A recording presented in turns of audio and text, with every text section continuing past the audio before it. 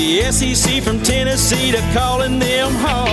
From Gainesville up to Lexington to the Titan Tiger Land. Nobody does it like Thom Abraham.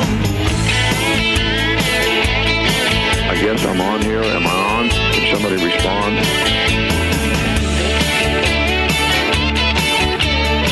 Bennett going to fake it, and all the way into the end zone. He faked it to Dejon Edwards, who rolled to the right. Some of the defenders went with him, and Bennett has clear sailing 21 yards into the end zone for the first score of the game. Boy, fantastic ball fake there by Dejon Edwards. That captured every TCU defender's attention, and then Stetson Bennett able just to waltz into the end zone. Big block, too, but a huge seal block, allowing Stetson to walk in for the opening score. Bennett, so excellent at the play fake there.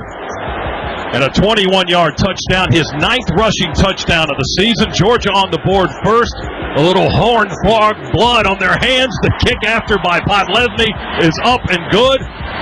And that's how it sounded over and over and over again. Good afternoon, everyone, and welcome to a Top 10 Tuesday in the Doghouse. And, of course, our Top 10 today will deal with the history of back-to-back champions in FBS football and what the impact of the coming playoff expansion will have on repeat champions. But let's just say this.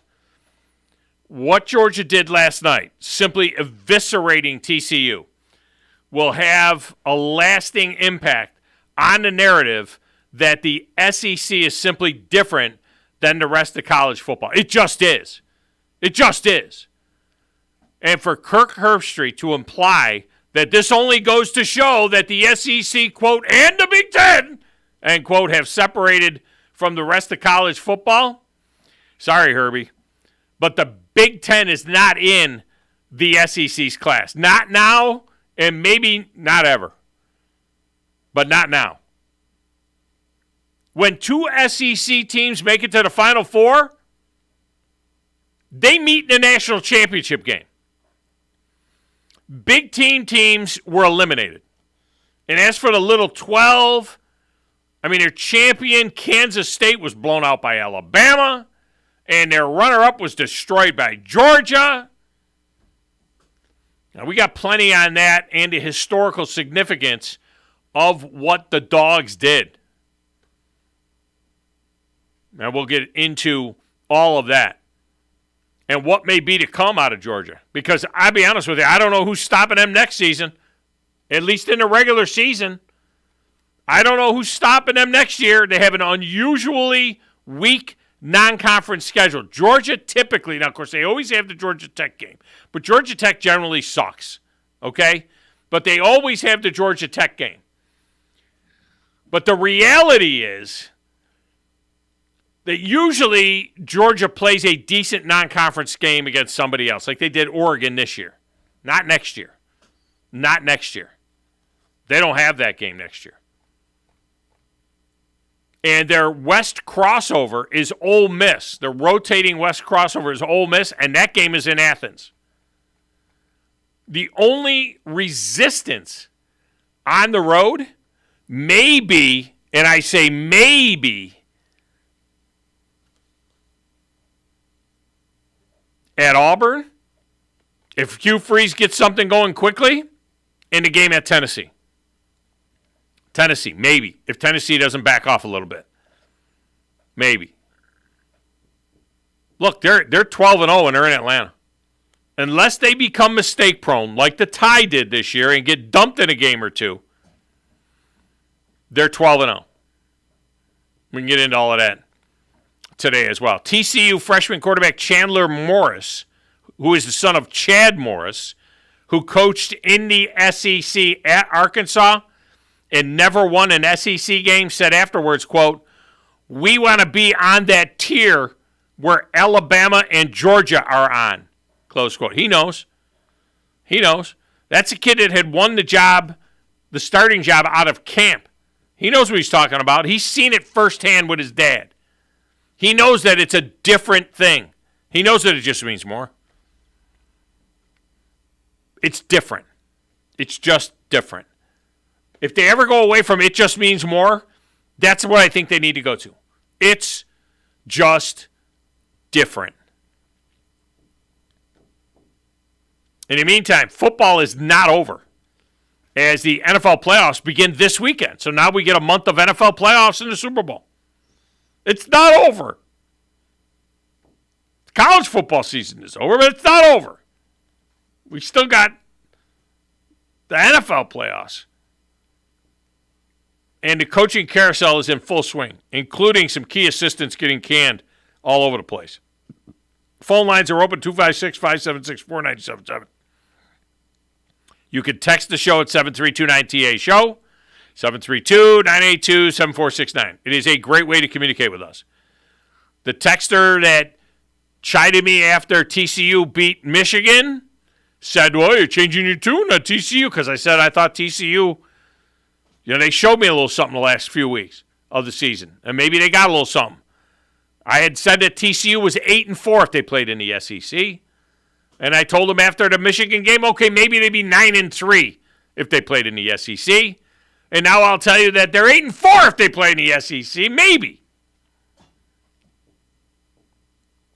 But you can go ahead and get in and react to that. My Twitter feed is at Thom Abraham Show. Station's feed is at 97.7 ESPN. We are also on the Facebook at 97.7 ESPN. You can watch the show there. You can watch it on Twitch. You can watch it on YouTube at WZZN TV. Get our apps. Go to 977ESPN.com, get links to everything, and get our apps. Go to your app store on your phone, get the app for the Zone, get the app for the Blitz. You'll have links to Zone 2, Zone 3, Zone 4, as well, all our alternate streaming channels for more great programming. Now, coming up in a few minutes, the only quarterback not named Stetson Bennett to win a national championship at Georgia, Buck Bellew, will join us with his thoughts on this monster Kirby Smart has built. At the top of the second hour, Teresa Walker from the AP in Tennessee is in, as the Titans have fired most of their offensive staff, including offensive coordinator Todd Dowling and offensive line coach Keith Carter. Where do the two-tone blue go from here after losing their last 7 games of the season? So we'll look at that as well. Over there in that little glass booth with the slanted ceiling, playing the Platters That Matter and the stacks of wax and manning the phones and keeping us on the air, calling his shot that Georgia, he said it yesterday 3 times. He kept saying, Georgia's going to blow him out. Georgia's going to blow him out. Georgia's going to blow him out. He said it. Georgia in a blowout. As I was saying, that TCU would stay within the number and the game would be under. I said TCU would under. Kramer said he's pulling for Georgia because he wants Champy's chicken. There's. I haven't checked all the ones on it because I knew we had tonight Georgia in there. in a blowout. The only one of the. There he is. Georgia in a blowout. Georgia in a blowout. Georgia in a blowout. That's all I heard. Georgia in a blowout. I'm like, no. He was right, and now he's got his 1-game lead back and beat the big dog. But I'm coming. It's DJ Grizzy Grizz. Who in the blue hell are you? What is your name? Detective. It doesn't matter what your name is. I'm the producer of this show. If I didn't step up, you're nowhere. I put this thing together out of spit and polish. I mean, this is ridiculous. It's a radio show. It ain't a 1-hour television spectacular. I think this is one of the traits of a really good producer. Keep the talent happy. I'm all jacked up on Mountain Dew. Now, Tom. Hey, Tom. He may be the smartest person that I've ever met. Testosterone high today. What's that? Testosterone, whatever the it is. Testosterone. I wake up in the morning, I piss excellence. It really doesn't matter what you think. It really doesn't matter what you say.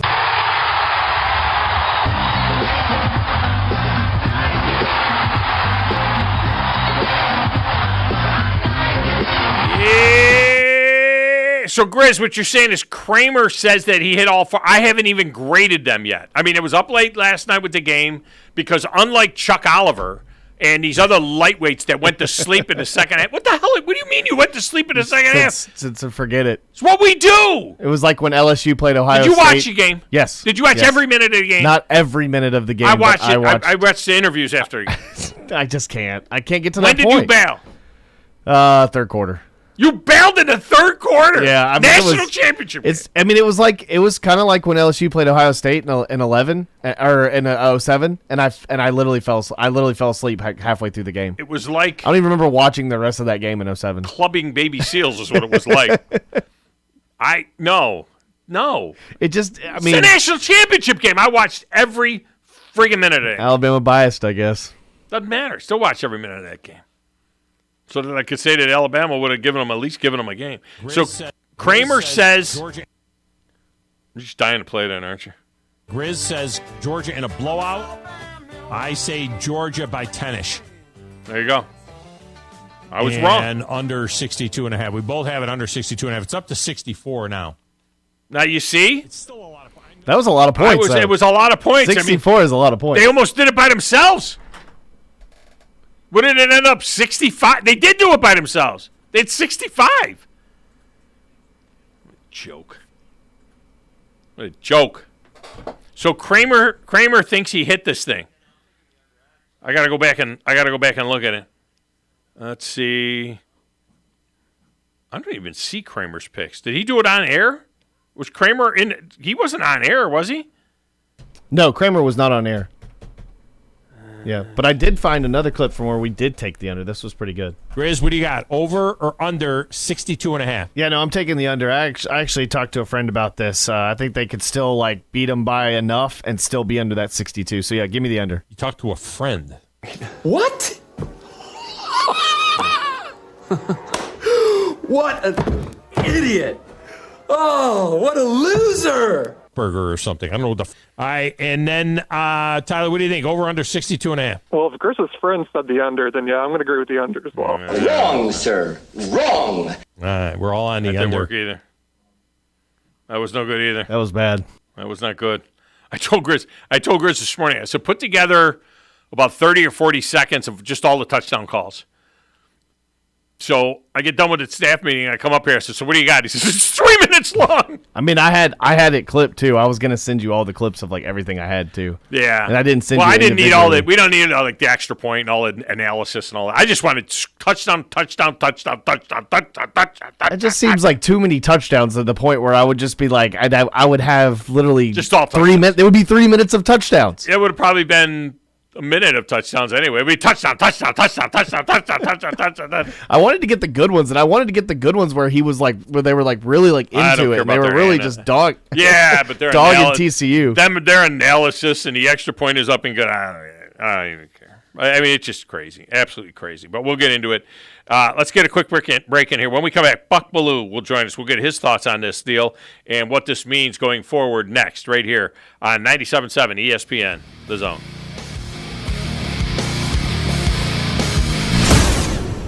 Tom Luganbill here for my friends at Woody Anderson Ford. Bobby White and his team take great pride in their service department, and you can see it the moment you walk into those beautiful new service lanes. And just like a championship team, they all work together to make sure your experience is second to none, whether you drive a Ford or not. Also, check out the gold-certified pre-owned inventory at Woody Anderson Ford for great deals every day. Stop by and see them at Jordan and Sparkman or at Woody Anderson of Madison on Hughes Road, or visit WoodyAndersonFord.com. Thom Abraham here for my friend Brian Hamaker and his team at North Alabama Mortgage. Look, buying a home is the biggest purchase you will make in your life, and it can be a bit intimidating, so you want people that can help walk you through the mortgage process and get you the best deal possible. That's what North Alabama Mortgage does, and they do it in Alabama, Tennessee, and Florida, from first-time purchases to refis, conventional, VA, FHA, and USDA loans. They have the solution at North Alabama Mortgage. Visit NorthAlabamaMortgage.com to learn more. That's NorthAlabamaMortgage.com. Rambo Marine in Hazel Green is your one-stop shop for all things boating. Whether you are ready to surf with the newest Malibu wake boat or cruise on a Cobalt or Barletta pontoon, we have a boat ready for you and your family. Rambo Marine provides exceptional service second to none, so that you are ready to hit the water in no time. Stop by Rambo Marine today. We know boats. Ann Adams with Berkshire Hathaway Rise Real Estate is the one name to know if you're buying or selling real estate. With years of local experience, Ann Adams offers buyers in-depth knowledge of the local housing market and will narrow available properties down to those you'll be interested in so you can save time when shopping for your new home. If you're ready to sell, Ann offers a seamless process using accurate pricing and expert negotiation skills to make sure you get a fair price for your home. Call Ann Adams today at 256-337-2625 or log on bhhsriserealestate.com. Football season is here, and as always, the best place to catch every game is downtown at Humphreys Bar and Grill. Humphreys is celebrating by bringing back their game day football specials. $2.75 Miller Lite, Coors Light, Yingling, and $3.50 Yellowhammer Gold Pints. $4 Fireball shots. Anytime football is on. And don't forget football trivia every Sunday night at 6. The best place to catch all the games all season long is downtown at Humphreys Bar and Grill. Everything you need is just a click away. I should come up sometime, see me. Okay, almost everything. Come up, I'll tell you a fortune. Log on today, 977ESPN.com. 977 ESPN, The Zone. The Drive with Wes Neighbors and Steve Moulton. Listen weekday afternoons starting at 5 on 97.7 ESPN, The Zone. It's perfect!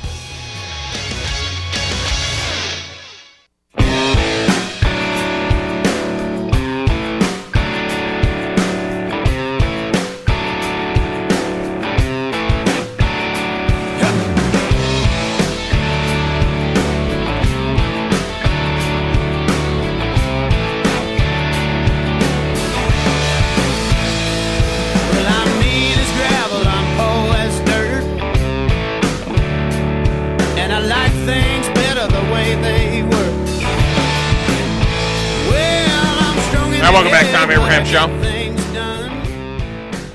As we are efforting Buck Bellew. Join us at some point. He's very reliable.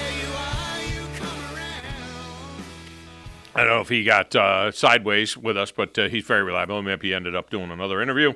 But we should have him here shortly. In the meantime, we tell you that this segment of the show is brought to you by Woody Anderson Ford and the outstanding service department at Woody Anderson Ford. It is just tremendous down there. They do a great, great job, and they can do it for you as well, whether you got a Ford or not. You're going to want a Ford. And when you go down there and you see all of that stuff that they've got there, you're going to say, I got to have a Ford. I got to have one of these F-150s like the big dog has, or I got to have one of these Mustangs like the JYB does. I got to have one of those. All right, it's Woody Anderson Ford. Go to WoodyAndersonFord.com to learn more and see more of the inventory that they have down there at Woody Anderson Ford. All right, while we're waiting for Buck Bellew, let me get to Philip in here. Philip, welcome to the show. How are you? Oh, I'm so good, Tom. It's not even funny. You are so wrong on 2 counts. There you go. Go ahead. Dallas Cowboys, it's over. The NFL is over. Cowboys lose a game, win 2. Lose a game, win 4. Lose a game, win 2. Lose a game, win 4. We are in the cycle, my brother, of winning the next 4. That means the Dallas Cowboys, will be world champions. And now, as far as your little college, well, 2 means that they would lose in the. 2 means that they would lose in the NFC Championship game, wouldn't it? No. We're in the cycle to win the next 4. We will win the next 4 football games, which will mean we will be Super Bowl champions. But I digress. I'm going to get into your little college thing here. Tom, the NFL, when the NFC was beating the pajamas off of the AFC, and won 13 Super Bowls in a row, the NFL did not say, oh, well, the AFC doesn't count anymore.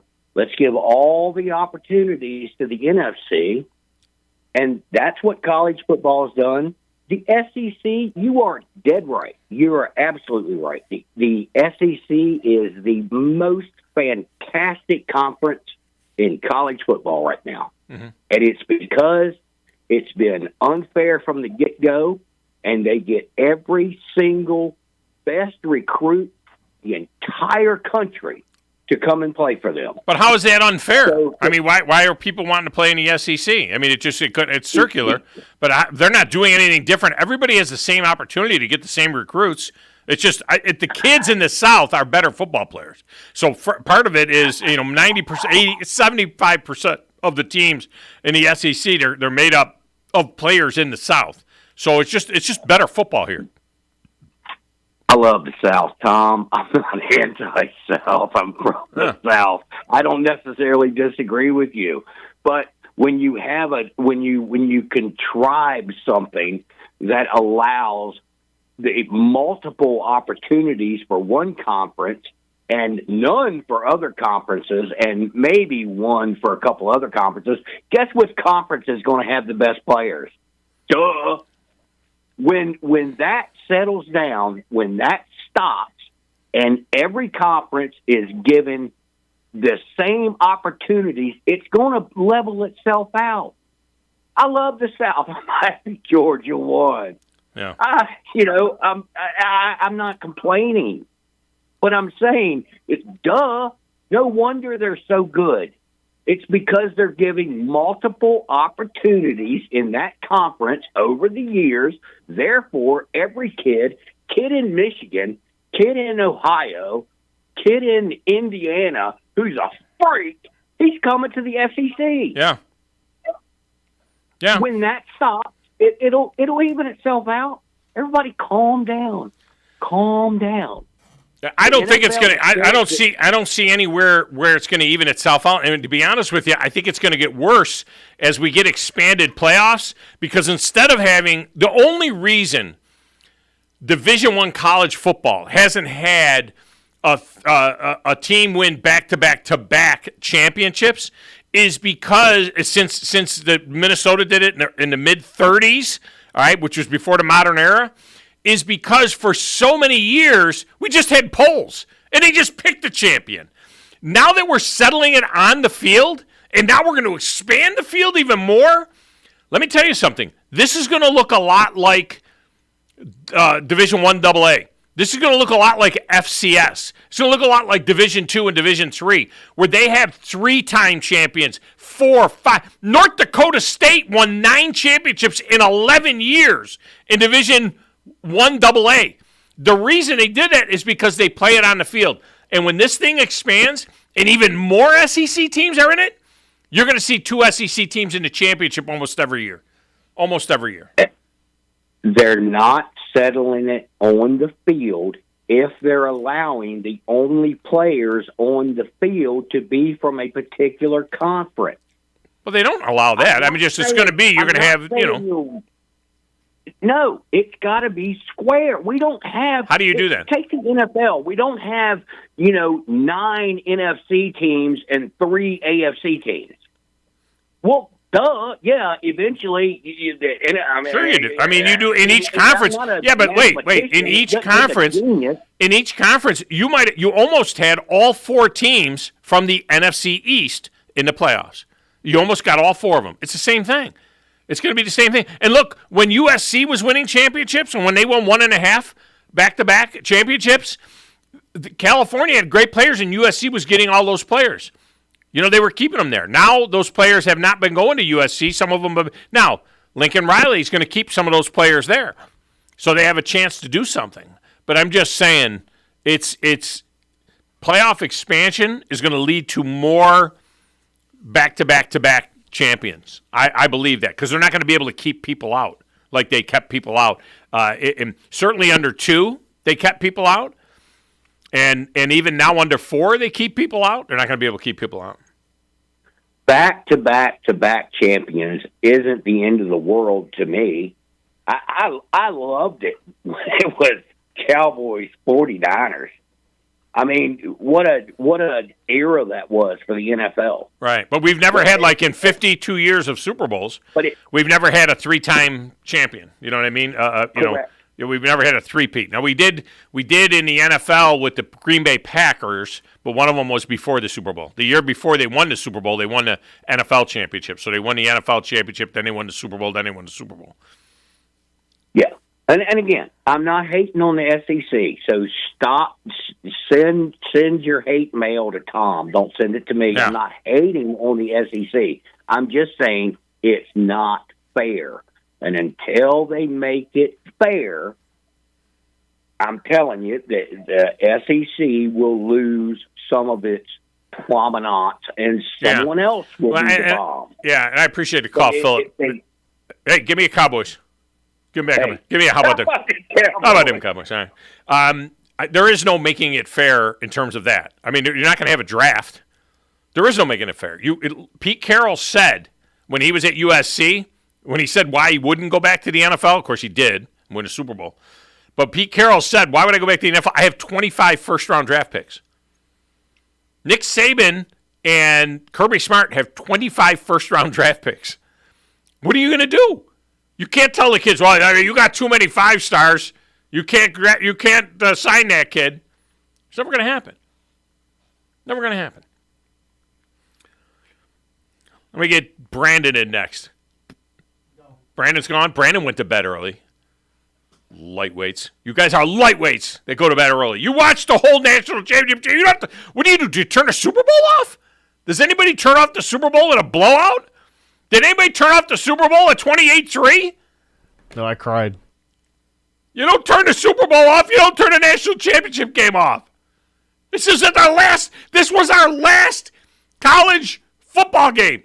You absorb every moment of it. The kneel downs. You missed the curtain call for Stetson Bennett the fourth. Oh, man. And Ladd McConkey. Took 7 years. Sounds like a golfer and his caddy. Took 7 years for Stetson Bennett to finally. Let me tell you something. I was on a roll on the Twitter yesterday, too. I mean, I was on a roll on the Twitter. One tweet I put out was that Georgia's got to stop playing these crappy non-conference games. I thought that was good. It's like the worst bowl game margin. I mean, worst like. Well, it's not even a bowl game. I heard that on ESPN. But the national champion. But I mean, like the worst Ever. national championship. Like, God. Ever. Give me Shane in Decatur. Shane, welcome to the show. How are you? Hey, good afternoon, Big Dog. How are you guys doing? I'm fantastic. All right, so I'm not trying to slam. I think his name is Larry, the previous caller, and I'm not trying to slam him. Philip. Philip. Okay, the Philip. Sir, let me explain something to you, and I'm going to back up what Big Dog is saying here. Yes, the best football players do come from the Southeast.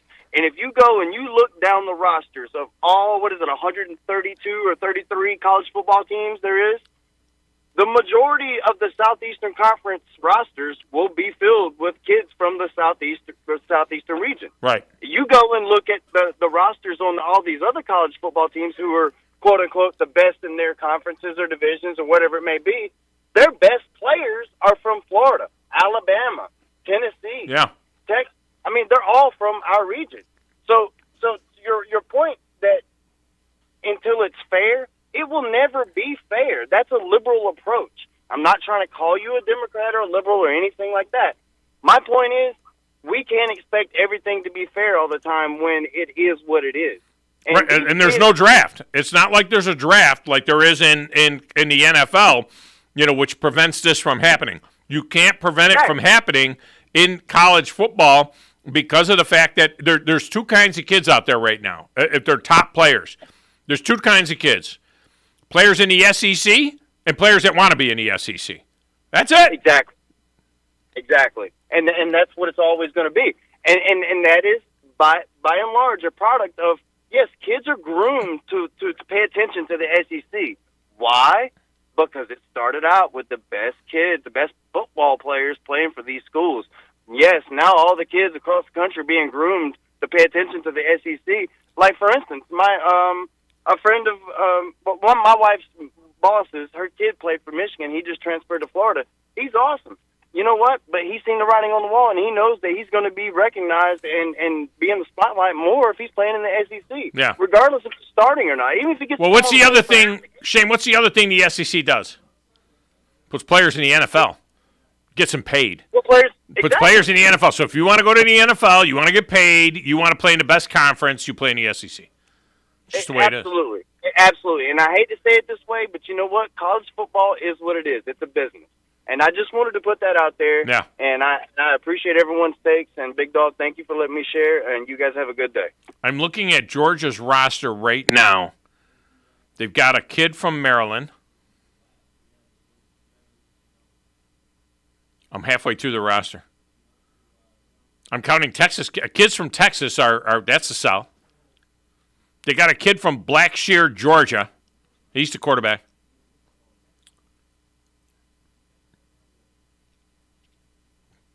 They got Brock Bowers is from Napa, California.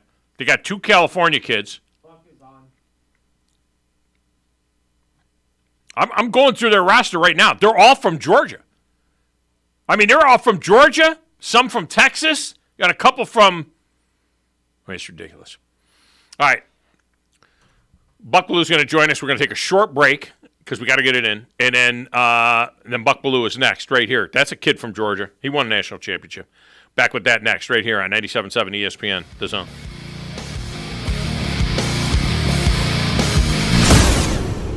Here's Bobby White from Woody Anderson Ford on their service department. President's Award winner 2 years in a row. That's only given to the top 10% of Ford dealers in customer satisfaction. So we're very proud of the service department. And our body shop. If you happen to get into an accident, which not a lot of people just want to go down and see a body shop, but if you get into an accident, award-winning body shop. We have the state-of-the-art paint booths back there. They're waterborne paints that we use, friendly for the environment. We've got our production system, the way things are in and out. We have the fastest cycle rate in town of getting your vehicle in, getting your vehicle out, and assured that it's fixed right. We take pictures before it's wrecked, and not only after, but we take it as we're putting the parts on. All done to above industry standards. So I'm proud of our body shop too.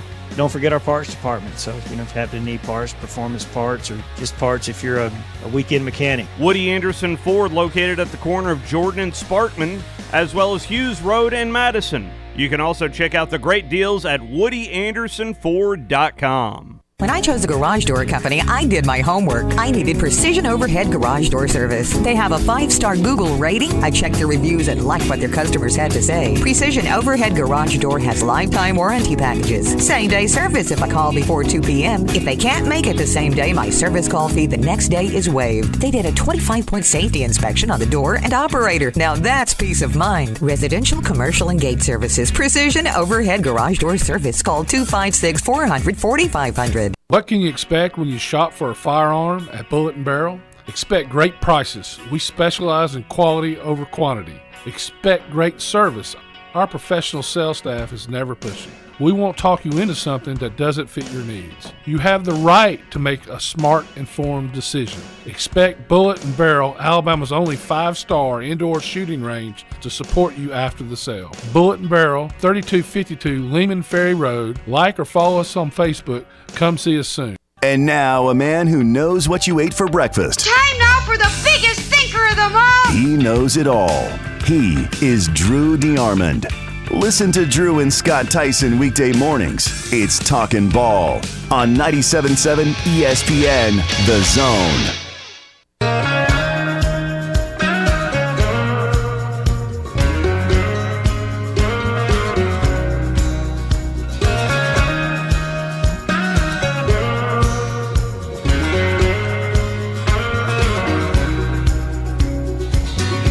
Yeah, welcome back. Tom Abraham Show. I swear to you, I just went through Georgia's entire roster. I think there's 3 kids from California. There's 1 kid from Rhode Island.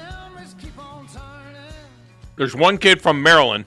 And there's the punter is from Australia. The rest of them are from Georgia. Maybe Texas, a couple Alabama kids, a couple Tennessee kids. This is not like a team that's pulled all the best players from all over the country.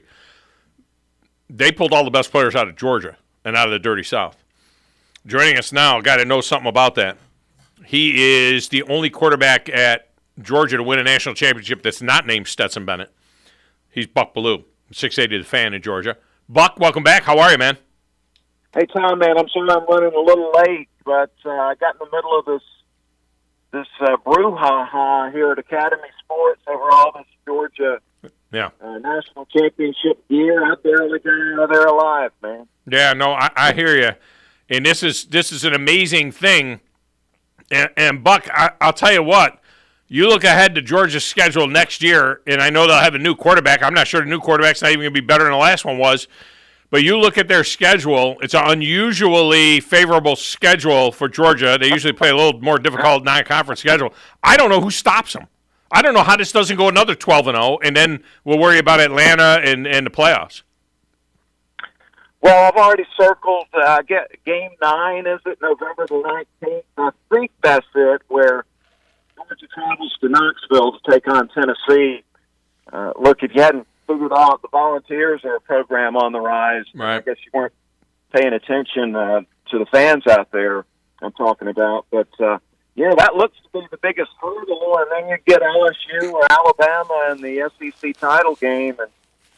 And, I would think LSU might be the team to beat next year. I really like this Jaden Daniels quarterback they have. Alabama, the little bit I saw in Milroe, that they're going to have to go to a heavy running attack with him. So, I don't know, LSU and Alabama and Tennessee, Georgia will, have to find a way to take them down next season. But I guarantee you there's going to be a lot of complaining and whining about this Georgia schedule over the coming months. We'll get some play out of it on radio, brother. Yeah, there's no doubt about it. There will be that. I don't think, just my opinion, I don't think Milroe is going to be – I think Ty Simpson is going to be the starting quarterback for Alabama. I don't think it's going to be Milroe. I don't think that's going to be the route that they're going to go. That's too one-dimensional of a deal.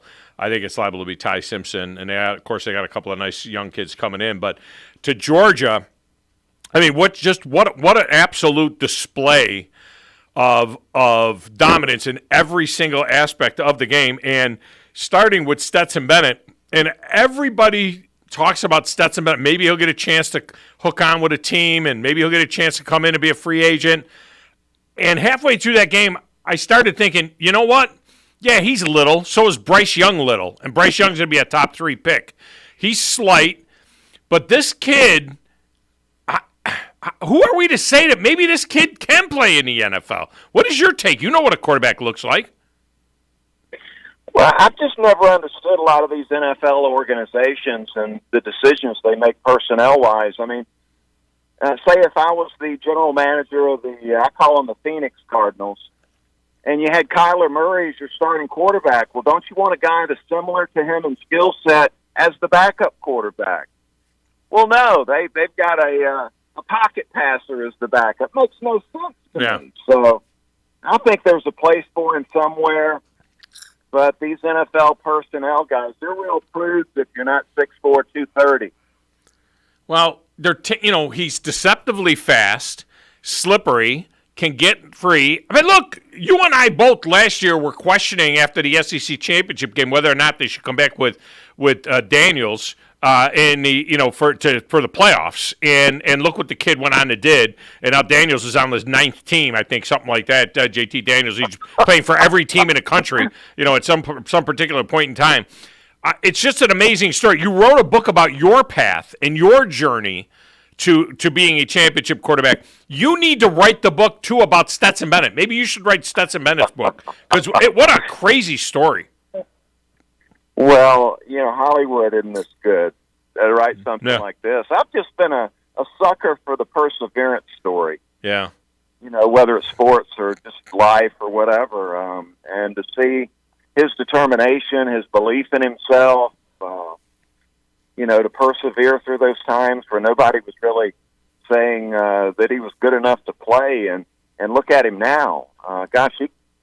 I'm looking at him today as like the greatest player that ever put on a Bulldog uniform. So I'm sure they're working on the statue, and that's why he didn't make it to the press conference this morning. That's what it is. He wanted Brock Bowers to get some of the spotlight on this exit presser today out in L.A., and he's probably posing for the statue is what's going on. But he's, it's just amazing. He can make all the throws, Tom, as you can see. I love the mobility, the way he can move around and run and hurt you with his legs. The only thing he doesn't have is the stature, and that's where they're going to tear him down a little bit. But you're right in to compare Bryce Young. Standing next to both those guys, they're very similar in the height and the weight. Yeah. I mean, they're physically they're both 5'11" and 190 pounds. And Bryce Young is amazing in the pocket. There's no doubt. But this kid, he's got a strong arm. He throws the ball well and on time. Sometimes he gets a little sloppy with it accuracy-wise. But I don't know. I just think he's got to get a shot more than just, hey, let's invite that kid to camp. There's just something more to it. And it is a great college sports story. I mean, there's no doubt about it. Now, yeah, I guess third-round pick is, the ceiling and, the floor. He's probably going to get drafted. Somebody's going to. I mean, look at the San Francisco 49ers. Brock Purdy right now. Right. He was the last guy drafted. So, look, all you want is an opportunity, and then you want to be able to take advantage of it. But I tell you, he won that locker room over. There wasn't a guy in there that didn't love Stetson Bennett and want to help win along with him. Not enough is made of the leadership and the work ethic. He definitely impressed everybody close to that Georgia program with those things. The Bowers kid, if he was in the NFL draft, he's probably a top 15 pick right now, right? Top 10 maybe even pick right now. He's that tight end that gives you fits, that nasty split tight end who does things like a wide receiver, and we see how important the tight ends are on the great teams in the NFL. He's that guy. He could be the next Travis Kelce or whatever guy you want to pick out. And it's really interesting. He's a junior. He's obviously going to be back next year. He's not eligible for the NFL draft. But you wonder when that year is going to come where some kid's going to challenge that and say, you know what? I've won back-to-back national championships. I can't do anything else. I'm not playing. I'm not. You know what? Put me in a draft if you want. Don't put me in a draft. I'm not going to go out there and give you another free year of football. You wonder if that time is coming. Well, yeah, probably so. But let me just say, man, the Bulldog Nation, they're thrilled. He's got to come back. Yeah. So, oh, no. Whoever the quarterback's going to be, whether it's Carson Beck or Vandegrift or Gunnar Stockton or some transfer they bring in, the go-to guy has to be him. And I just look at him as a big receiver. He's not a wide receiver or a tight end. I mean, he's sort of both, like you're saying. He's just phenomenal. And again, he's a great team guy. Kirby's culture is great. They're not only signing the 5 stars, but they're signing the right 5-star guys that are going to come in and be a part of the team and work. Well, can he keep them? So this is what he got going on. Yeah, the next step is to keep him from getting that mindset where you get sloppy and undisciplined. I mean, that was the bugaboo for Alabama this year. We know that. We know that Alabama would have beaten both TCU or Michigan. We know that Alabama would have given Georgia at least a game. It would have looked like a football game, last night if that had happened. But Alabama became one of the most penalized teams in college football. They made all these mistakes. They cost them 2 games on the final play of the game, and they didn't deserve to be there, even though they had the ability to be there. They didn't deserve to be there. That's the next step, right, for Kirby. Is his team continues to play, and it reminds me of Alabama 10 years ago. But the next step, right, is to keep these kids believing that you can't just throw your jersey out there and say you're Georgia to win games. Clemson went through this. Clemson won 2 in 3 years, and they were the new power. But that seems to be the next thing. How does Kirby keep these guys focused?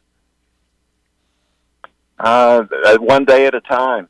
Yeah. It's how he's going to do it, and it's. I love the attitude of look, we're going hunting. We're not. We don't have a target on our back. We're going to attack the other team. As far as the running it back and doing the back-to-back thing, but. He's been amazing with these kids, wooing them over on the recruiting trail, convincing them to come be a part of it, and then he's motivating them on a daily basis when they get there. He's tough on them. And let me just say, Kirby was tough on Stetson Bennett. And, and I think the thing that why he was sold on Stetson Bennett is because a lot of these other quarterbacks probably were a little shaken, when Kirby raised his voice at him and got on him about something. Stetson loved it, man. It just made him, it brought the best out in Stetson Bennett. So I think in the end, they had some rough spots in the beginning, but in the end, they both love each other. the contrast between the mentality of a JT Daniels and a mentality of Stetson Bennett is absolutely ridiculous. And if JT Daniels had Stetson Bennett's work ethic and Stetson Bennett's internal toughness, JT Daniels would be the number one pick in the draft. You know what I mean? You take that kid's heart and put it in JT Daniels, and Daniels is liable to have been the a Heisman Trophy winner. Yeah, Stetson just won that locker room over, and Daniels did not, which is a big deal, especially with Kirby, and ultimately that got Stetson the opportunity to be the man. Yeah. It's just been so fun to watch. It's come to an end, but it's exciting to know to see who's gonna earn the job next. And with Carson Beck's he can stand in that pocket and wing it now. I mean, this guy's standing back there at 6'4", 225, and he knows this offense well. He's waited 3 years for this op. I'd be surprised if he was not able to win this job in the spring and during the summer. But let me tell you, Vandergrift's special, and so is Gunnar Stockton. Yeah. So it's gonna be a lot of fun watching this quarterback battle moving on. Yep, and I love that running back, the Robinson kid, 22. Oh my Lord! I think he's going to be a stud. I mean, that's just going to be a Georgia stud. He was a stud last night. Yeah, he sure was. was. Kid was thrilled, man. Look, Georgia's JV wins that game last night. I mean, that's just to be honest with you. I mean, that was just it's just different. And finally, I just love how Kirby's working with him. Yeah, he, like you said during the bowl lead into the semifinal game, they'd send the starters on in and let the second team take on the third team at practice, and they're coaching them up, and these kids are getting better while they're working their way into their opportunity. It's the culture's great, the talent's great, the coaching's great. Hey, the Bulldogs got it going on right now. There's no doubt, and we had a caller that said it's not fair that the SEC it just gets all the players, and until they do something about that, there's nothing you can do about it. I went through, like I said at the open of this segment, I went through the Georgia roster. That Georgia roster is 90% Georgia kids. There's more Georgia. That's more than Alabama has in terms of Alabama kids. Alabama recruits more nationally than Georgia did. Georgia's doing this with Georgia kids. They pick up a few from Tennessee and a few from Florida and here and there. But they're not. They got 3, I think, from California, including Bowers. But this is basically, you can't tell these kids that they can't be Bulldogs. They want to be Bulldogs, just like kids that want to be Crimson Tide or whatever. There's no end in sight for this. This is this whole SEC thing is just totally different than the rest of football. And it's not going to change in our lifetimes. I don't believe so. I saw something 7 years ago before, Kirby was over at Alabama, and he decided he was going to come back home and take charge of this Bulldog program. And, I saw where Saban made a comment about how this Georgia job is the best in the SEC. And he had 2 reasons why. The first reason was that, the location, the proximity of the talent in Metro Atlanta. High school football in the state of Georgia is important. It means something. They're getting coached up. They're working year-round, especially in the Metro Atlanta area.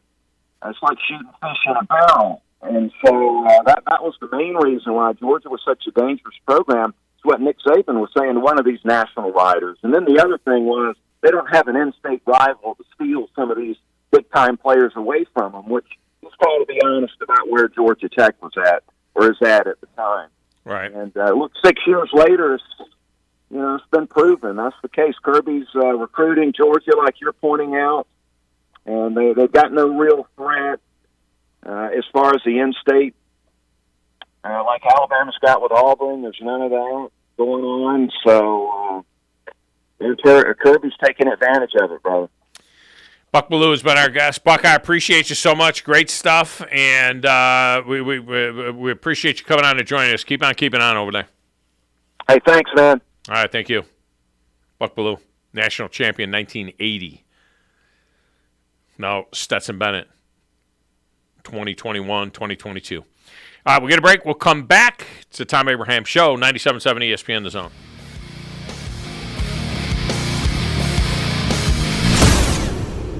At Mr. Sparky, we're America's on-time electrician. Flickering lights and hot switches can be annoying, but they can also signal a major problem, or worse, an electrical emergency.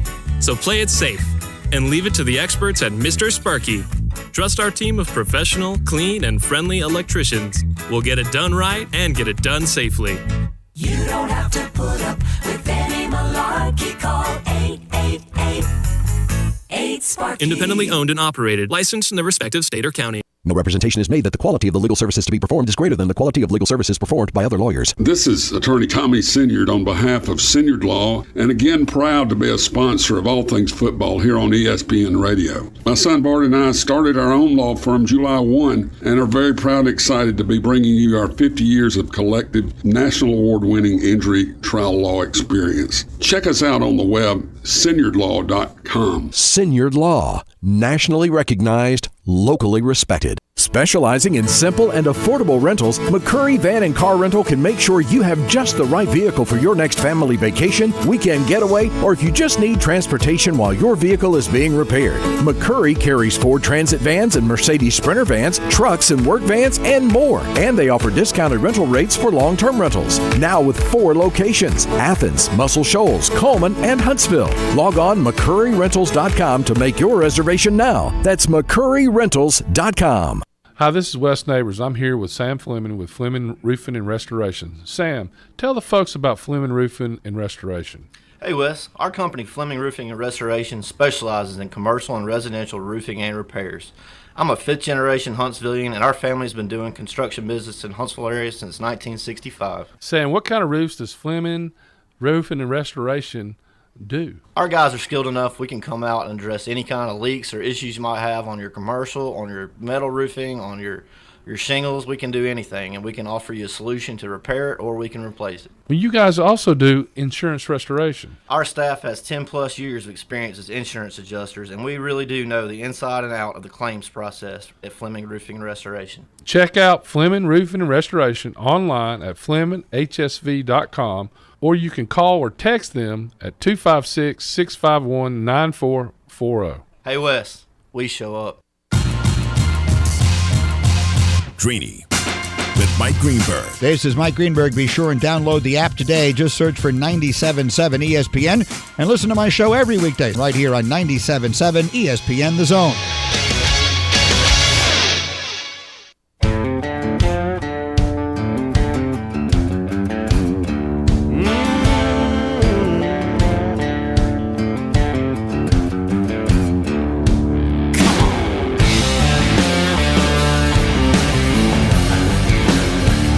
Welcome back, Tom Abraham Show. Let's slip Wolverine Dan in here before we get to the top of the hour break. Wolverine Dan, welcome to the show. How are you? Well, we're very well. Listen, Philip, listen, brother, I've been here 25 years. It's fair. This way it's supposed to be, Philip. Back in the day, we kicked SEC's ass all over the place for a long time. When was that? And then a lot of people started thinking... Wait. When was that? Tom, it was a long time ago.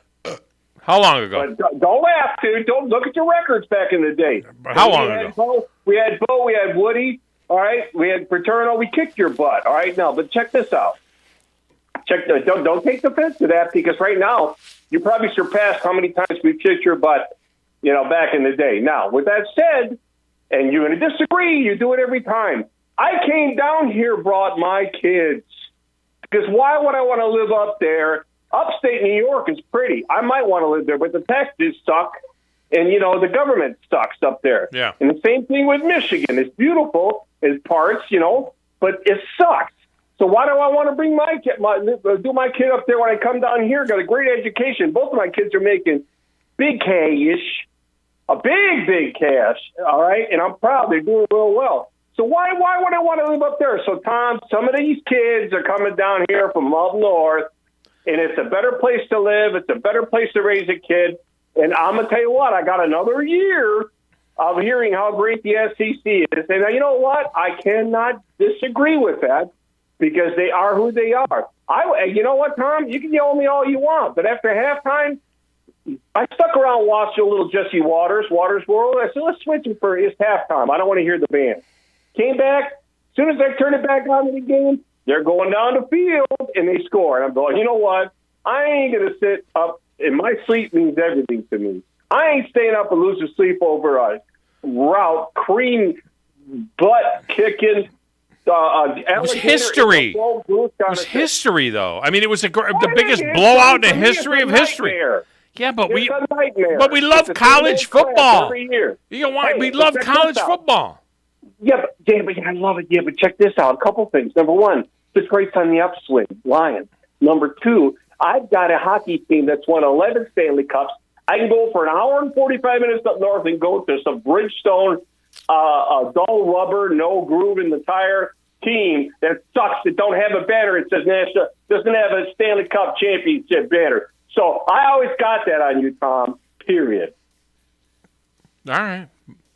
But still was am I right or wrong? Anything I harsh. said, am I right or wrong? Yeah, I think that's pretty good. Yeah, I mean, but it's off topic. I mean, it's off the point. The point is that was the college football national championship, and it was a blowout, and it was a historic blowout, and it was our last college football game of the year. I don't understand turning it off. I mean, Joe Hunk did the same. Thanks for the call, Wolverine. We got to get the break in here. Joe Hunk called in. He said he got home.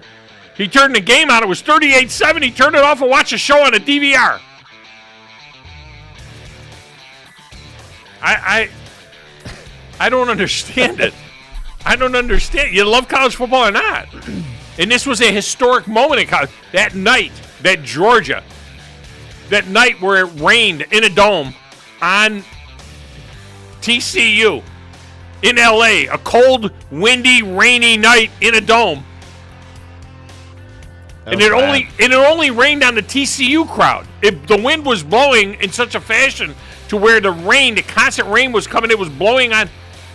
You watch those snowflakes in LA. They'll close in the rest of that dome. You watch them close in those ends. All right, Teresa Walker's next. 97.7 ESPN The Zone. Southern Fidelity Mortgage. Think of them as a loan for everyone, offering more products than anyone else and the guaranteed lowest rates and costs in town. Of the 2,000 loans that Southern Fidelity Mortgage has pre-approved over the last 10 years, all but one have closed. That's unprecedented in the banking business. For FHA, VA, rural development, and conventional mortgages, for the best mortgage experience in town, it's Southern Fidelity Mortgage. Call Southern Fidelity Mortgage Company at 256-656-5936. SportsMed is the official team physicians of the Rocket City Trash Pandas. And if the pros trust SportsMed, you can too. SportsMed provides every service you might need for complete orthopedic care, specializing in orthopedic surgery, sports medicine, joint replacement, spine surgery, neurosurgery, and podiatry. And they offer their own brace shop, in-house full-body MRI, physical therapy, walk-in clinic, and so much more. 4 locations and on the web at sportsmedalabama.com. This is SportsCenter. I'm Christine Lisi. Another championship parade for Georgia. The Bulldogs dominated TCU in the College Football Playoff National Title Game 65-7, became the first team in a decade to win back-to-back national titles. The margin of victory, the largest ever in a bowl game, and the 65 points scored is the most ever in a BCS CFP title game. Georgia's championship parade planned for Saturday. Georgia defensive lineman Jalen Carter's foregoing his senior year to enter the 2023 NFL Draft. He's the number 1 rated player in the draft, according to ESPN's Mel Kiper Jr. NBA, after missing the last 11 games with an injured left shoulder, Steph Curry set to return for the Warriors against the Suns tonight. NFL, the status of Ravens quarterback Lamar Jackson remains uncertain for Sunday night's AFC wildcard showdown against the Bengals. He's been sidelined the last 5 games with a knee injury.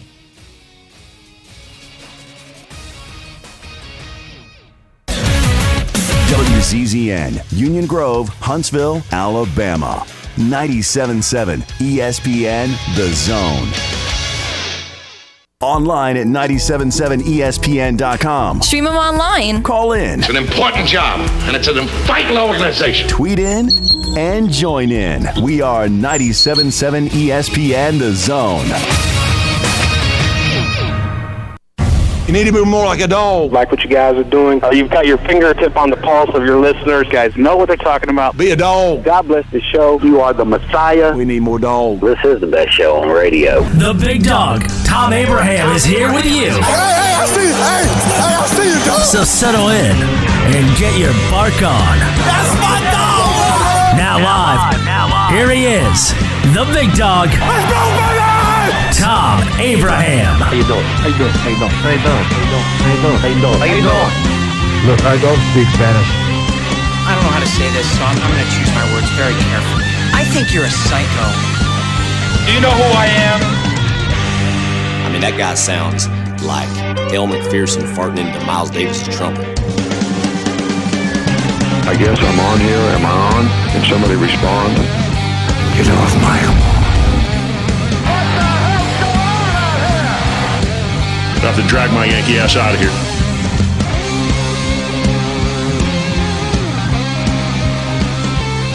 Welcome back, hour number 2 of the Thom Abraham Show. I do want to give Wolverine Dan his due, okay?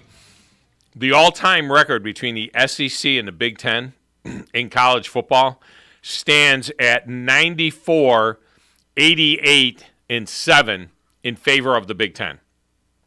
Okay, in favor of the Big Ten. Now, we know that the SEC's been beating the Big Ten to death for at least 15 years. So a lot of this was done back in the day. So there was a time in the 50s and 60s and into the 70s where the Big Ten, was winning these football games. That time is not now. And I'll just say this about that. Grizz, do you know who's won more national championships than any college football team? Harvard. Princeton. Oh. Princeton. Princeton's won the most college football national championships. That ain't happening anymore either. This worm has turned to a point where it will never come back the other way. This is not cyclical. All right? This is not. It just means more. All the players are here. The Big Ten is the days of Nebraska being a national. It's gone. It's over. It's over. And the expanded playoff, it's going to be even worse. It's going to be even worse. It's going to look like FCS, where North Dakota State wins 9 out of 11 championships. It's going to be even worse. All right, joining us now, talk a little bit about the Tennessee Titans, who basically fired the key elements of their offensive staff. Todd Dowling gone. They also got rid of their offensive line coach as well. And where they go from here is anybody's guess. We are joined now by Teresa Walker from the AP in Nashville. She is on the Neighbors Wealth Management Hotline. T-Dub, welcome to the show. How are you? Well, I am doing much better than, the Tennessee Titans. Yeah. I mean, they go from sitting atop the division, looking like 3-time division champs, 7-3, and they win a primetime game in Green Bay, and then that's the last time that they win a game for the rest of the year. Within hours, their offensive coordinator is, arrested and charged with speeding and driving under the influence. And then a couple weeks later, the owner fires the GM. And yesterday with the clean out, and I've had arguments and discussions with people who think Josh Dobbs' arm was moving forward. And I've had people tell me that depending on if it was a different quarterback in a different location, different stadium, maybe he gets that call. But the fact of the matter is their season's done. They end on a 7-game skid that is pretty intense, one of the longest ones. I mean, and when it was at its worst in 2014, 13 and 14, right? 14 and 15, excuse me. They went 5-27, and 6-game skid cost Ken Wisenhunt his job after winning the season over. He's really good at that. Went 3-20. Well, now things are we're into the unknown, the biggest unknown probably since the end of that 2015 season.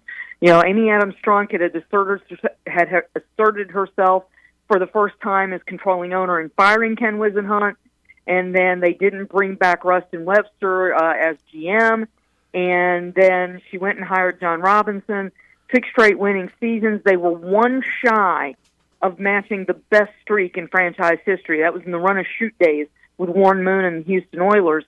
And instead, Mike Vrabel is also looking for an offensive coordinator, an offensive line coach, a couple of other assistants, including a new secondary coach. And and the search for GM ramps up. when I talked to her one-on-one December 9th, she said she wanted time to evaluate any in-house candidates. Well, Ryan Cowden was the guy who helped oversee player personnel. He's the guy who helped bring in Josh Dobbs, who ended up starting the final 2 games. And they led that. This is what hurts, Tom. They led that game for 57 minutes the other night.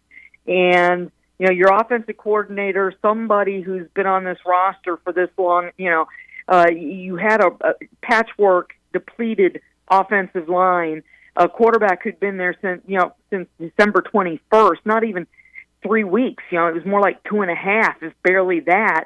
And that's grading on a scale, counting, but, maybe somebody on that offensive sideline should have noticed that the Jags were loading up and getting ready to just come at them from the left side and take a timeout. They had the timeout and maybe help avoid that strip sack at a time where you have the lead and you're trying to run clock. No, they didn't give him any help. Corey Levin, who was starting at center, he had been, Ben Jones' replacement. He'd been in and out. They lost 3 of their starters on that offensive line were on IR. I mean, it was just a mess. So now what do they do? What does this new GM do when they do hire him, when they do these interviews? And they've made a lot of requests. They want to talk to 2 people from the Niners. They want to talk to somebody from the Bills, from the Browns. So there's a lot of requests out there that they want to cast this net. And the challenge is going to be this. What do they do with this roster moving forward? Ryan Tannehill, Derrick Henry. This franchise has been built around running the ball, whether it was DeMarco Murray and then his successor, Derrick Henry, who's put together, at this point, a Hall of Fame resume. That he has a year left on his deal. Tannehill's going, he'll be 35 in July. And when you look at Aaron Rodgers, Tom Brady, could you extend him a couple more years while you work on fixing the offensive line, which to me is at the top of the list, because if you can't protect your quarterback and you can't open holes, you can't do anything as an offense. And this offense desperately needs more skill talent. Traylon Burks showed some promise, but and Mike Vrabel made it clear yesterday. Guys like Traylon Burks, Malik Willis, some others have to understand that it's not come to work in April when the off-season program begins and be ready to work. You have to spend your off-season keeping a certain level of conditioning to be able to play in the NFL. And, so for all the people wanting to, fire the strength and conditioning staff, Mike Vrabel seemed to kind of put it on the players themselves to do their part and be ready to play in the NFL and maybe help them avoid some of the injuries that have made them the most banged-up team with the most players used in back-to-back seasons. So, and Mike Vrabel's got to decide, does he go outside the building for a change to get a new offensive coordinator? Yeah. The last few years, he promoted Arthur Smith to replace Matt LaFleur. He went also back to the same tight ends room and promoted Todd Downing to be offensive coordinator when he had a year's experience in Oakland that didn't end well because that staff got fired at the end of Todd Downing's 1 year in Oakland. So, he's got decisions to make, and it's going to be very interesting to see where this franchise moves from here, because here's the caveat that hangs over all of this. They're close to finalizing the final pieces of a deal to build a new enclosed stadium that they hope, supply chain issues notwithstanding, to open for the 26th season. So if you're going to, for all the fans out there that want them to suck and get a higher draft pick, they're going to pick 11th this year, by the way, and go get that magical unicorn quarterback to guide them to match up against Josh Allen, Patrick Mahomes, Justin Herbert. The challenge is you still have to be decent enough to sell tickets in the meantime, because TV money doesn't pay all the bills. And, Amy Adams Strunk and the Adams family, they paid to expand their practice facility. That came out of their own pocket. And they've been selling stuff for months to clear up money to kick into the new stadium. All right. So it's going to be there are more questions surrounding this franchise than there have been in years. No, there's no doubt about it. And, going from a 7-win team to a 7-10 team. I mean, it was just an amazing thing that happened. And maybe we have to look at how, they were able to win the games that they were able to win. I mean, it's really amazing, too, when you think about it, that they were in that 3 minutes to go in that game. They're winning a playoff game on the road as a 6-point underdog with a quarterback off the street. I mean, let's just be totally honest. I mean, this is a quarterback with zero experience off the street in 2.5 weeks, and they insert the guy, and they're about to win the football game. And the narrative, I got to be honest, when there was 8, 9, 10 minutes to go in that game, I was starting to develop a narrative that would say Josh Dobbs looks better than Deshaun Watson has looked in his 6 games that he has started since he came off of his 700-day layoff. And if you didn't know any different, Josh Dobbs was looking better. I mean, he had done some things. Now, maybe his lack of experience in the pocket and things like that, maybe that led to the fumble that ends up being the difference in the game. I don't know. But I thought that Mike Vrabel, he had a comment when he was talking about the injury situation that kind of went to something that he is going to have to deal with a little bit in terms of training the team and getting the team ready. When he said, do you want to be a blister or do you want to be a callus? And what he was referring to was the fact that when they're doing that work in the summer and once camp starts and so on, they have a tendency to work hard for a couple of days, and then the guys get banged up a little bit, and then everybody, we got to slow it down a little bit, and you never build a callus. It's always a blister, and the blister never goes away. Whereas if you work through those things, you build a callus. I thought that was a great line. Do you want to be a blister or you want to be a callus? I think we'll see a different-looking camp in the future. But the quarterback situation, they don't have the quarterback on the roster. Unless it's Ryan Tannehill for another year or two, they don't have that guy on there. The next guy is not in waiting on that roster. It just doesn't seem that way. No, and that's the thing. Do you extend Ryan Tannehill and maybe keep Josh Dobbs, Pete, and push Malik Willis? Because right now, no offense, but Josh Dobbs looked better coming off the street no doubt. Than Malik Willis did because this is a guy who's been around the NFL for 6 years. I mean, he had appeared in NFL games. He had been he'd been with Pittsburgh, Jacksonville, Cleveland, was on Detroit's practice squad when the Titans signed him, and he's smart enough to walk in and do what they needed him to do, and pretty amazing actually. I mean, for an offense that, which is why Todd Downing got fired. I mean, this offense just withered away. 37 points in the fourth quarter of 17 games. That's barely 2 whatever points per game. Right. And when I asked about that, Mike Vrabel said, well, we did miss that field goal at the end of the first game. And it's like, yeah, that would have added 3 points. That would have gotten you to 40. The fact of the matter is you've got to be able to score points in this league. The defense held opponents to 20 points or less in 11 games. And this team, which had been so good in one-score games under Mike Vrabel, went 5-6 this year. They could not find a way to close. And there's a variety of reasons for that. You mentioned that blister and callus. He actually called out some players yesterday. Yeah, he did. And for people who say that Mike, he rarely does that. No, actually he does. Remember a year and a half ago when national people were going nuts, he called out Julio Jones. Oh my God. Well, yesterday he called out Christian Fulton, who, a guy going into his third year. It was clear he needed to be a voice of experience in that secondary room. And, he missed a bunch of games with injuries. Amani Hooker, one of the last guys that John Robinson signed to an extension, played 9 games because of injuries. The one guy who started or played the most snaps, there are 2 guys on defense who started every game this year. Rookie Roger McCreary and Kevin Byard. Kevin Byard, who Mike Vrabel knocked on wood and said he's not had a hamstring here. And that's because Kevin Byard is a professional, and he understands that you do things like chiropractor, massage, that when you leave the building, your job taking care of your body isn't done. And that was to me a big part of Mike Vrabel's message yesterday. Is it's like, this is, you may get time off, but it's a 365 kind of job, and that you have to take care of your body. You just don't simply take off. I mean, Derrick Henry will be, who he said is our best player, and fumbled. Derrick Henry had the first fumbling problem of his career this season.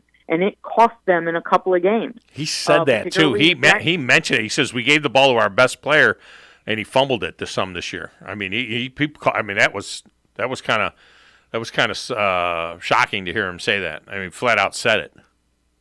Well, guess what? Probably nothing that he hadn't said to Derrick Henry, and Derrick Henry knows very well that he fumbled the ball and that has not been a problem for him. And to me, that's why that stiff arm Saturday night, that angry kind of stiff arm. I think Derrick Henry was mad at himself, and he stumbled again in that game. It went out of bounds, didn't count because there was a penalty that wiped out the 36-yard run. But he was running with authority, and one of the things he was understanding was that he had to be careful. It almost felt like he was trying to do too much, Thom, at times, trying to help this team, to overcome some things. And he was pushing so hard, and he got caught a few times from behind. You don't have eyes in the back of your helmet, and guys popped the ball out. The one that stands out to me is in the Jacksonville game. He had a catch and run after a nice run the play before, and somebody comes in and pops it out on the sideline, and instead of it going out of bounds, it went right to Josh Allen's arms for a turnover. So, and guess what? Nobody holds himself more accountable than Derrick Henry. So Mike Vrabel knows the guys that he can call out, and he made clear Traylon Burks, Malik Willis, Christian Fulton. These are guys that are going to have to be in better shape when it's time for the off-season program to start in mid to late April, because that's part of that callus thing. You've got to build up. It's not just during the off-season program and training camp. You've got to be in a certain level of conditioning when you come to work. And we may focus in on it because it's the NFL and they're highly paid, but guess what? In my business, I'm expected to walk in the door knowing what's going on in the world before I get to work. I don't get to spend an hour catching up on Twitter and reading websites across the country ready to do my job. I have to do that before I get to work, okay? And that's the level that's expected of professional athletes. It just simply is.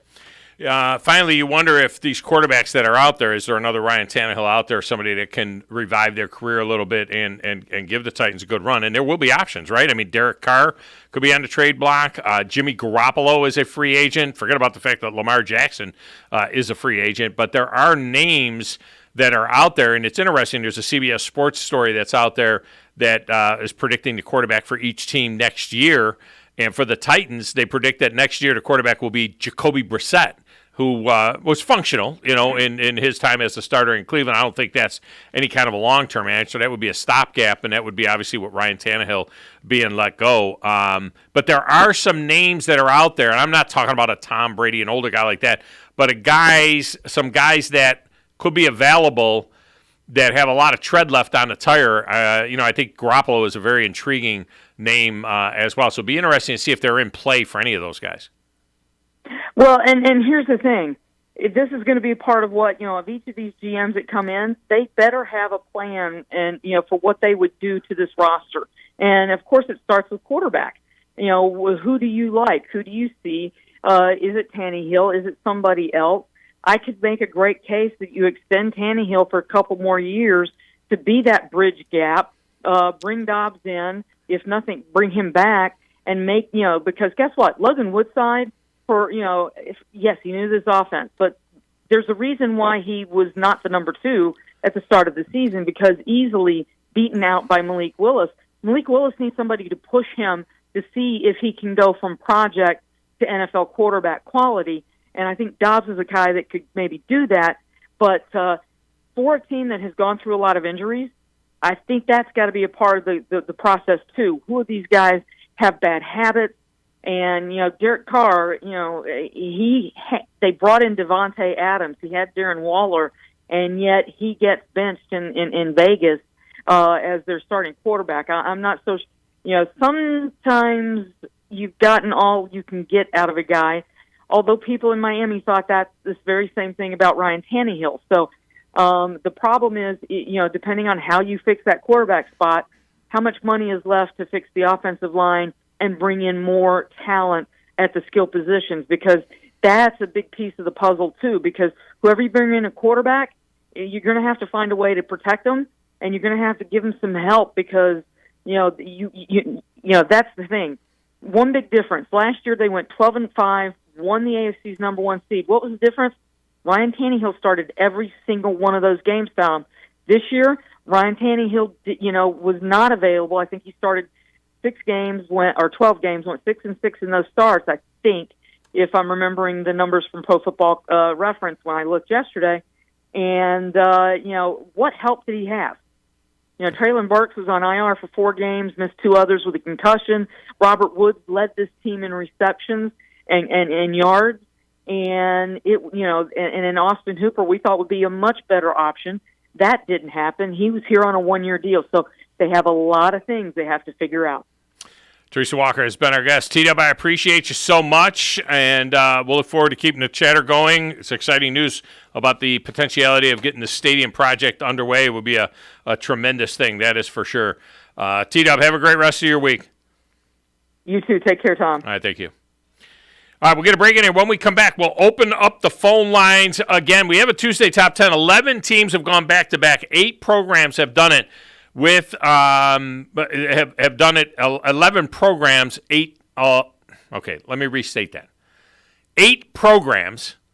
It's happened 11 times because there's a couple of programs that have done it multiple times. We'll take a look at that and why this is going to become something that's more prevalent going into the future. Phone lines are open 256-576-4977 on 97.7 ESPN, The Zone.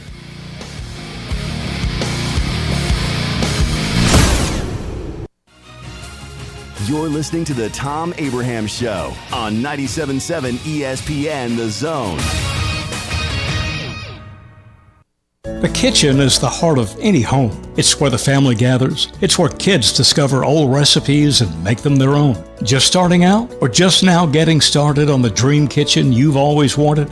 I'm Chris Haygood, and from all of us here at Bob Wallace Appliance to the home builders and the homeowners of the Huntsville area, a heartfelt thank you for buying local. We're in Huntsville, Florence, and Coleman, and online at bobwallaceappliance.com.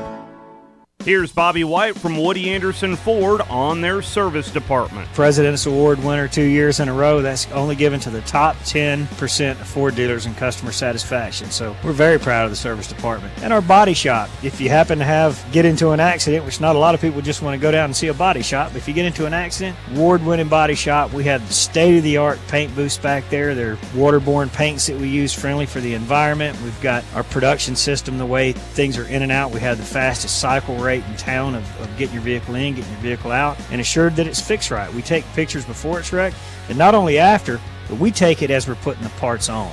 All done to above industry standards. So I'm proud of our body shop too. Don't forget our parts department. So you don't have to need parts, performance parts, or just parts if you're a weekend mechanic. Woody Anderson Ford, located at the corner of Jordan and Sparkman, as well as Hughes Road and Madison. You can also check out the great deals at WoodyAndersonFord.com. Who knows comfort? Well, comfort is our middle name. If your home isn't as comfortable as you want it to be, we can fix that. We service all makes and brands of heating and cooling systems, even if we didn't install them. So give us a call. Environmental Comfort Systems. Visit our website at envcomfort.com. We are your independently owned American Standard heating and air conditioning dealer. Alabama license number 92314. Environmental Comfort Systems. That's envcomfort.com. If you're ready to lower your utility bills, it's time to call Eagle Insulation. Eagle can handle it all. Attic re-insulation, insulation removal, wall insulation, and new construction insulation, commercial and residential. Our primary goal is to save you money, and lots of it. Typical clients realize their return on investment within 3 to 6 months. That means the re-insulation actually pays for itself and then some. See if we can help you. Contact Eagle Insulation today, 256-755-1556, or log on insulatewitheagle.com. Not looking or feeling your best? No energy for the things you like to do? Ready to look and feel younger? Make your appointment at Advanced Life Clinic, one of the region's foremost destinations for patients interested in looking and feeling their best. Specializing in advanced laser treatments and weight loss, male and female rejuvenation to offset the effects of aging, and more. See how Advanced Life Clinic can help you enjoy your life again. Call 256-882-6555 or log on advancedlifeclinic.com. Greeny with Mike Greenberg. This is Mike Greenberg. You're listening to 97.7 ESPN The Zone, your home of ESPN Radio, the Alabama Crimson Tide, Atlanta Braves baseball, Huntsville Havoc hockey, and the UAH Chargers.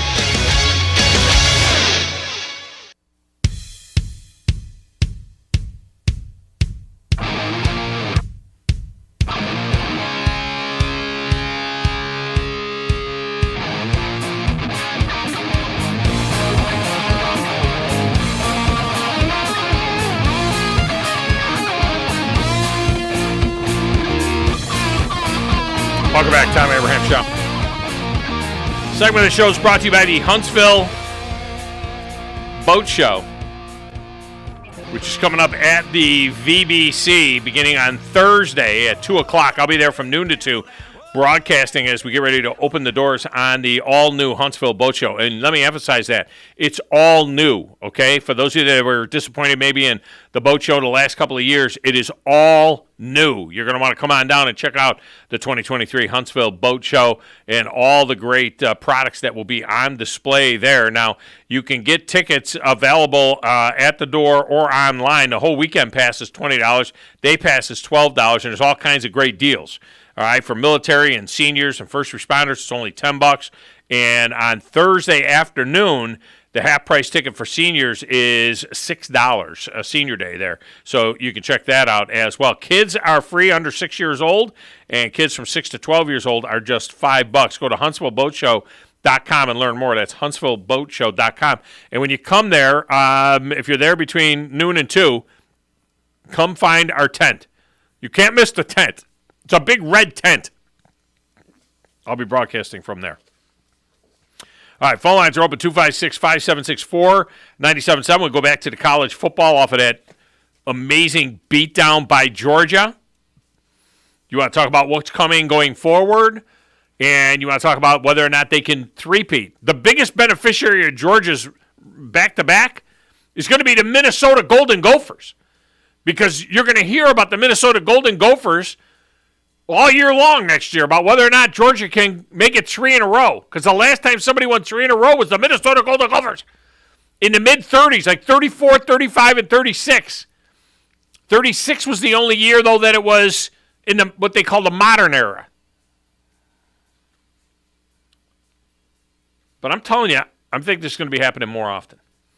All right, let's go to the phones. Ray Dog is up. Ray Dog, welcome to the show. How are you? I'm all right. Yourself? I'm fantastic. Got to correct you on one thing. I need you to specify that Division I FBS football three-peat because of the University of North Alabama. 93, 94, 95. No, they were Division... They were Division II. Division II, yeah. I said Division I AA, which is what they call FCS. But when North Alabama did it, they were Division II. Yep. Right? They were. Yeah, Division II, Division III. Anybody that has playoffs that have a number of teams in there, look, in 1AA, FCS we call that, right? 1AA, North Dakota State won 9 out of 11 years. They had a 3 in a row. They had a 5 in a row. Appy State had a 3 in a row. In Division II, UNA had a 3 in a row. What was it? Wisconsin Whitewater, whoever. I mean, it happens all the time, and we're going to see that.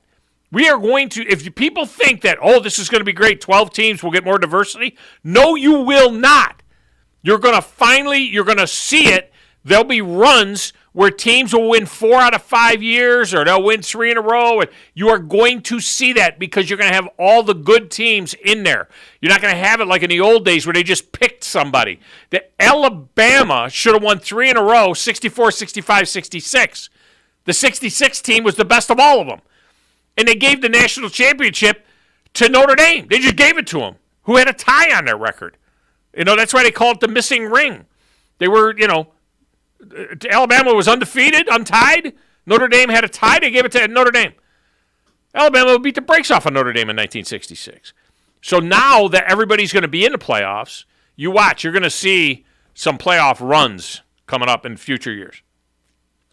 But anyway, yeah. That being said, I don't know that there's a lot of superlatives that you and I either could come up with ourselves or some other talking head has come up with to describe the events of last night. No, I don't know what else you could. I don't know what else can you call it. I mean, it was an epic beatdown. It was utter domination. It was. I mean, I don't know. The only thing that gives me a little bit, why did they have to come back from down 14 to beat Ohio State? You know what I mean? And after a long layoff, both teams had that long layoff. Ohio State, it was right there for the taking. Ohio State would have done the same thing to TCU. And this is a TCU team that beat Michigan, that beat the hell out of Ohio State. But the NFL talk, good job by T-Dub. I always love hearing from her. Yeah. But I actually think her and my team that I'm a fan of, I don't have an ownership stake, so I don't call them my Tampa Bay Buccaneers because they don't call me to make decisions. I think they're in really eerily similar circumstances in terms of what to do with the roster. You feel comfortable with your coach going forward? Do you feel like you got a guy that's going to lead? Because it seemed like Tom Brady willed those guys to 8 wins. Without Tom Brady, that's a 4-win team. You know what I mean? Honestly, I don't. And really, the Atlanta game, for me, was a massive red flag.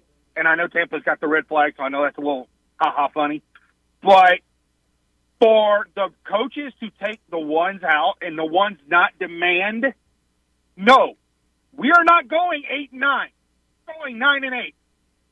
Well, what is the difference? I mean, it doesn't. Saying that now. Yeah, but what's the difference? Does it really matter if they go 8-9 or 9-8 once you've won the division? I don't know. I mean, your position was secure. It was the way it was going to be. The last thing you want to do was have somebody hurt. You want to try and get some rest going into this game against the Dallas Cowboys. A win against the Cowboys, I mean, that would be a really significant thing, I think. They're 3.5-point underdogs right now. I think that would be a pretty big deal to beat the Cowboys in the playoff. Two things. If winning doesn't matter, why is it at the end of every year we talk about Mike Tomlin's never had a losing season? Well, those were mostly playoff and teams. Two, yeah. They were never in that situation. Yeah. Number two, little sidebar, what's Tom Brady's record against the Dallas Cowboys? I don't even know. Career? I don't even know. What is it? 7-0. Oh my gosh. 7-0. He's never lost. 7-0. Cowboys.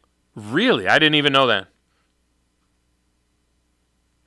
Do they have their next quarterback on the roster? Kyle Trask? No. No.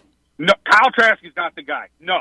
I think you can stopgap with Blaine Gabbert for a year while you build depth around the rest of the roster. I personally have been an advocate for a 3-year deal for Jimmy G at 3 years, $75 million. Right. And then quarterback set for 3 years. Let's build the rest of the roster. Last year, I was trade up and get this Trevor Penning kid. He's raw, but that helps solidify the middle of the line. And you see what happened to the middle of the line this year. Yeah. Well, they got to figure out how to run the football. They can't be just, they can't be just throwing the ball 50 times every game. That was a huge proponent of why they became real one-dimensional. Yeah. Is Allie, who's a Pro Bowl guard, retires.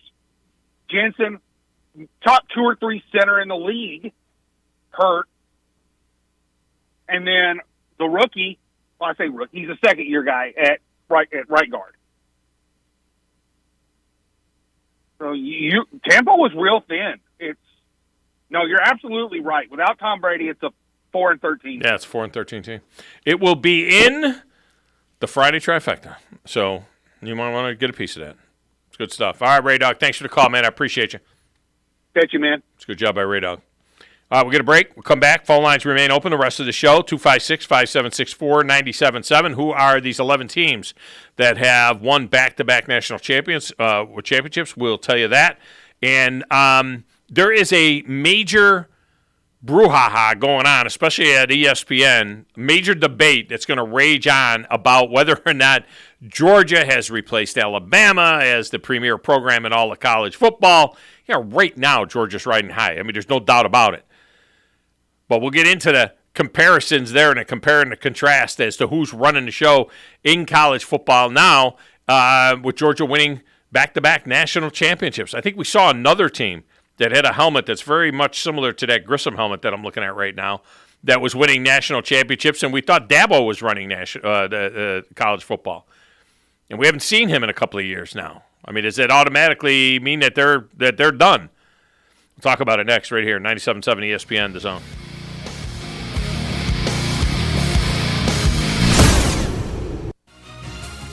You're listening to the Thom Abraham Show on 97.7 ESPN The Zone. This is Brent Musburger's VSiN Action Update on 97.7 ESPN The Zone. Check out VSiN's catalog of original podcasts, daily and weekly programming to keep you in the know when you're on the go. Only at VSIN.com.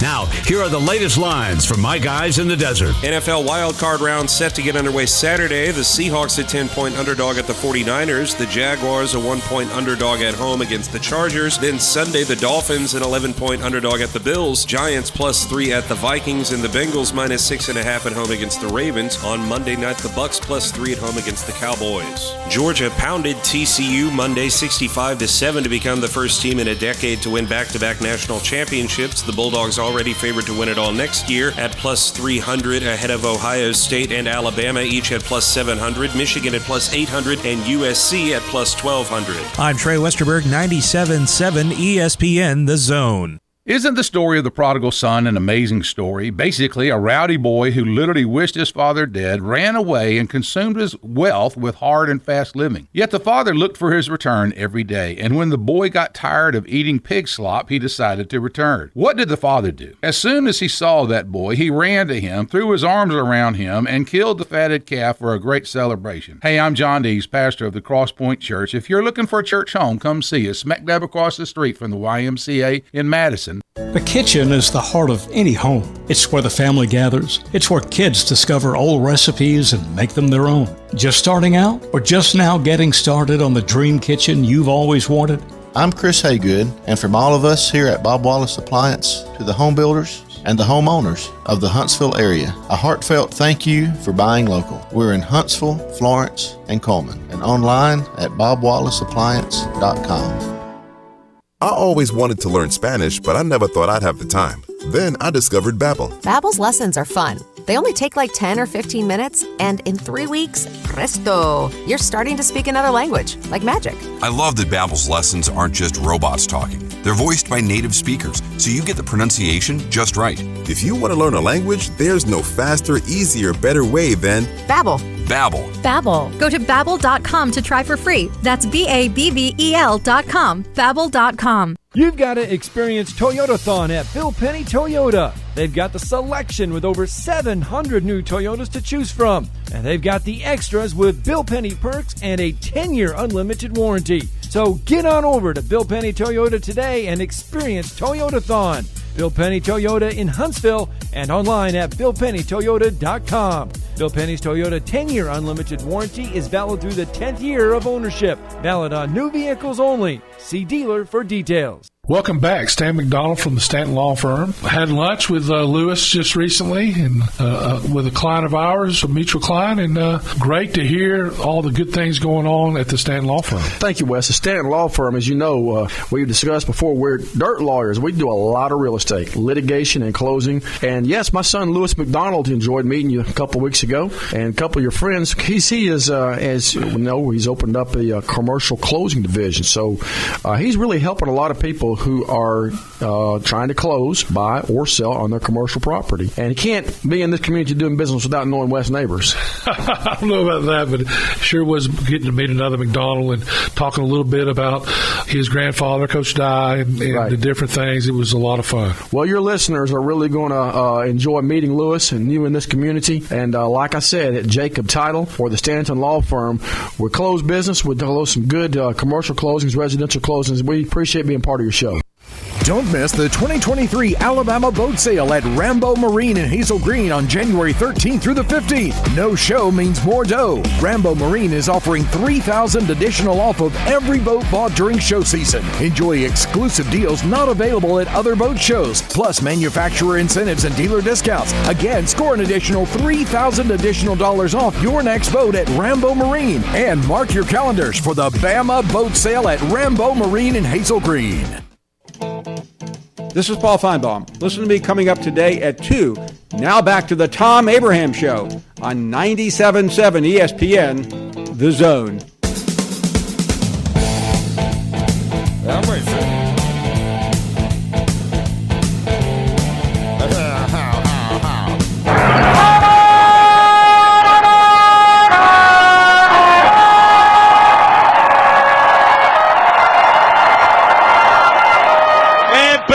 Clear sailing 21 yards into the end zone for the first score of the game. Ball's on the 31 for the Horned Frogs. And they get it to one of the receivers. The ball comes out. He's stripped on the far side. Pile for the football. Georgia's got the ball. Here in the national championship, Dejon Edwards in the backfield. Play fake. Sets up to throw. Pressure coming on. Wide open. McConkey reaches up high. Touchdown. Touchdown McConkey. Nobody near him. And it's going to take it and stroll into the end zone. Touchdown. Student body left. Snap it to my athletic quarterback. Get a couple of lead blockers out. TCU acts like they've never seen that play before in their life as nobody was there. Duggan back in the shotgun with one back. Snap it back. Defender flies over a blocker, and then he throws it downfield. It's intercepted by Christopher Smith. Over the shoulder interception. No, it's Bullard. Bullard intercepted the football for the Dogs. Then it back in the shotgun. Handoff. Milton lowers the shoulder. Drives into the end zone. Touchdown, Dogs. 3rd and a mile. Duggan from the 2 will throw it all the way across the field. It's picked up by Bullard. Bullard got it again. 32 seconds to go. Bennett to throw. Right angle. One-on-one coverage. And caught, I think. Yeah, touchdown, Mitchell. He's still fighting the guy. Takes the snap in the shotgun. Throws for the corner. Brock Bowers one-on-one. Caught. Touchdown. He ate him alive. Falls down into the end zone. And this will be the last snap of the 22 season. There it is. Beck takes the knee. And the countdown begins. 23 seconds. Dogs aren't waiting for that clock to get to 0. They've hit the field. Celebrating here at SoFi Stadium. TCU begrudgingly walks to the middle. That's the way it sounded last night on the Georgia Bulldogs Radio Network. Excellent job there by Steve Moulton putting together that little mix down of the championship game. And, you got to give the Dogs a due. It was a dog day. You got to give the Dogs their due. They got it done, and do they get it done going forward? I guess that's going to be the next question. That'll be the question in the offseason, whether or not they can get it done going forward and continue to get it done. I do want to say this. They're what are they in the last 2 years? 29-1 or something like that. Some goofy number like that. They've lost one game in the last 2 years. The SEC championship game last year. And so people look at this back-to-back and say, you know what, this is even greater than when Alabama went back-to-back in 11 and 12. I mean, this is even better than that. Alabama lost the game in each of those 2 years. Without taking anything away from Georgia, I don't want to take anything away from Georgia, but without taking anything away from Georgia, we do need to acknowledge one thing. Georgia still plays in the SEC East. They play in the SEC East. They're playing Auburn every year, and Auburn, like what Alabama playing Tennessee all of those years in their crossover out of it. Auburn's been down for a few years. They're playing Auburn every year, and they play one other team. This upcoming year, they'll have Ole Miss at home. The SEC West is different. I'm just saying. With LSU, with, with Texas A&M at times being really good, with Auburn at times being really good, with Ole Miss playing good the last couple of years, the SEC West is different. So the fact that, one team lost a couple of games in their back-to-back, and another team lost, one game in their back-to-back, part of the reason we talk about the schedule next year for Georgia being so manageable, outside of the fact that they have UT Martin, Ball State, and UAB in their non-conference games outside of the Georgia Tech game at the end of the season. Outside of that, they're playing South Carolina at home. They're playing Kentucky at home. They're playing Vanderbilt at Vanderbilt. They're playing Missouri at home. They got the cocktail party, and they go to Tennessee. The whole season is go to Tennessee. That's like the whole thing. Let's go to Tennessee. They're 12-0. They're 12-0 next year. And look, Alabama's non-conference schedule. They got Middle Tennessee. They're at South Florida. Alabama's going to Tampa to play South Florida. But that's not a thing. They've got UTC, but they have Texas at home. Well, that is a thing. That's a tougher game. But they're also playing Ole Miss, and they're at Mississippi State, and they got to go to play at Texas A&M. You can't think that Texas A&M is going to be a 4-18 forever. And they play Arkansas, and they'll also play Tennessee. And they get LSU. But next year, they get Arkansas, Tennessee, and LSU back-to-back-to-back at home. They'll go to Kentucky, and then, of course, they got to play. They finish the season with the Iron Bowl at Auburn. So it's an infinitely more difficult schedule. Let's just be honest. If they go 11-1, that's as good as 12-0, in a schedule out of the East. It's just the way it is. All right, Grizz, give me my Tuesday top 10. 10, 9, 8, 7, 6, 5, 4, 3, 2, 1. It's the Tuesday top 10. Minnesota, 1940-41. Army, 1944 and 45. Notre Dame, 1946 and 47. Oklahoma, 55 and 56. Bud Wilkinson, 57 game or winning streak, something like that. Alabama, 64 and 65. Should have been 66 too. Nebraska, 70 and 71. Alabama, 78 and 79. Nebraska, 94 and 95. USC, 03-04, but it was kind of a half a one. Alabama, 2011 and 2012, and now Georgia, 21 and 22. Only Alabama has done back-to-back 3 times. They've done it 3 times. A couple others have done it twice. Nebraska has done it twice. Seemed like every decade had it except for the 80s. Every decade had back-to-back. A team like that except for the 80s. That's good. Good observation by you, Skippy. What's going on in the 80s? Every decade had a back-to-back except for the 80s. The 80s had a little more diversity in it, apparently. All right, let me get Keith, the Michigan fan, in here. Keith, welcome in. How are you? I'm doing pretty good, big dog. Hey, I was like a lot of other people last night when I saw part of the game. Oh, sorry about that. The ring.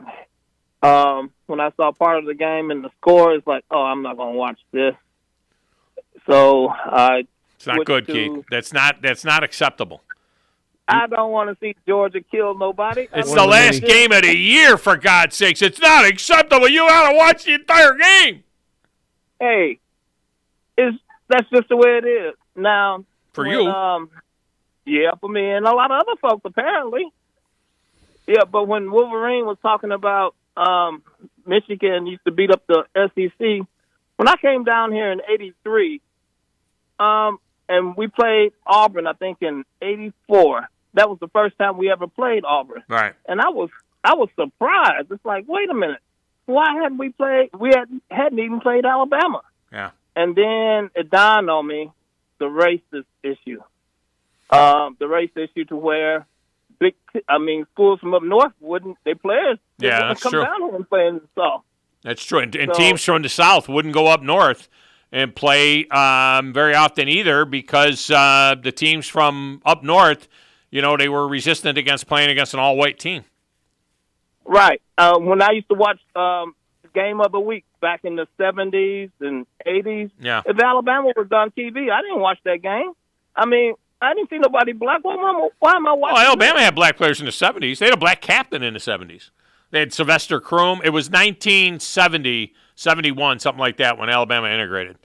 But but within a couple of years, they had they had a black quarterback in the 70s, I think, at one point in time. Now, Michigan had a black quarterback. Michigan had a black quarterback in the 60s, Dennis Franklin. Yep. But, that's the way, I guess, the cookie crumbles or the way things go in society. Well, all of college football. Keith, you know this, though. All of college football, it's like high school football now. All of college football, when we were growing up in the 60s and 70s, college football was extremely regional.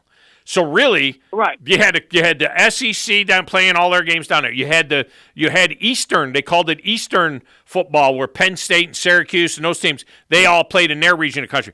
Big Ten was strictly the Midwest. The Pac-12 never went anywhere, other than to play Notre Dame, with USC. But the Southwestern Conference, right, was Texas and Oklahoma, the state of Texas, the state of Oklahoma.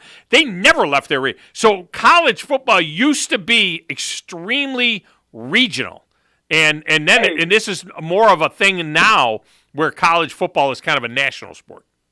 Right, because when I was a kid, you win the Big Ten, you go to the Rose Bowl. Right. That's all we thought about, going to the Rose Bowl. And one year, Michigan and Ohio State tied 10-10, and the athletic directors had to vote for who would go and represent the Big Ten. Michigan State voted for Ohio State to go. And that broke the tie, and that's one of the reasons why Michigan really disliked Michigan State in football. Well, after that, they started doing it where if the other team had gone, whoever had gone more recently. So, like if Ohio State won last year, then they tied, then the Michigan will go to next year, that kind of thing. Right, because that was Michigan State bias against Michigan. Right. So, yeah, but it was just okay. You had a guest talking about Georgia, and they didn't have any competition recruiting in Georgia. Yeah. Well, Georgia Tech is an engineering school, one of the best engineering schools in the, the South or maybe in the country. Right. Now, if Georgia had the same academic standards as Georgia Tech, it would be a different story. Right, and there was a time Georgia Tech was winning national championships, and they were very, very good. But that was when everybody in college was a college man. See, now we got a lot of kids in college that aren't college men, Right, and that's the reason why the SEC, and I've talked to a lot of people about this, and one guy said, well, we only care about football. But the thing is, when those kids finish their football career, if they don't have anything to fall back, a lot of them blow their money with strip clubs and this and that. They're working on that issue, though, by the way. Yeah, they've gotten a lot better with it. I mean, the perception now is a lot different. But, I hear you. Yeah. All right, I got to get – go ahead. All right, you understand what I'm saying. All right, man. Appreciate you. Good job. All right, we got to get the break in here. Georgia, Clemson, Penn State, Miami, Brigham Young, Oklahoma, Penn State, Miami, Notre Dame, Miami. Those are your champions in the 80s. So Miami won 3 national championships in the 80s, but they just never did it back-to-back. But again, that was when we just picked a champion. That's why Brigham Young was the champion in 1984. Brigham Young was the champion in 19. Why? Because they were undefeated and nobody knew what to do. Nobody else was undefeated. Well, I guess we got to give it to Brigham Young. They would have gotten beat by 30 teams in college football that year. We'll be back and wrap it up next. 97.7 ESPN The Zone.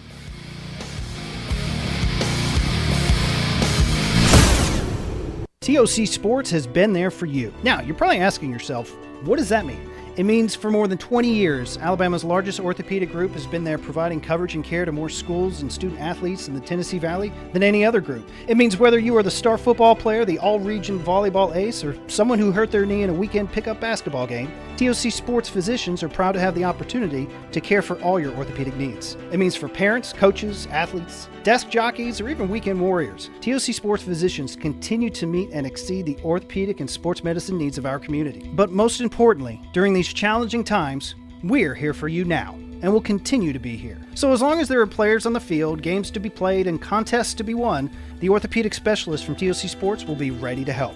We don't know what the future holds, but you can count on the TOC Sports team to stay committed to you, so you can stay in the game. Call 256-539-2728 today and ask to see a TOC Sports physician. Check them out online, also Facebook, Twitter, and Instagram. If you're ready to lower your utility bills, it's time to call Eagle Insulation. Eagle can handle it all. Attic re-insulation, insulation removal, wall insulation, and new construction insulation, commercial and residential. Our primary goal is to save you money, and lots of it. Typical clients realize their return on investment within 3 to 6 months. That means the re-insulation actually pays for itself and then some. See if we can help you. Contact Eagle Insulation today, 256-755-1556, or log on insulatewitheagle.com.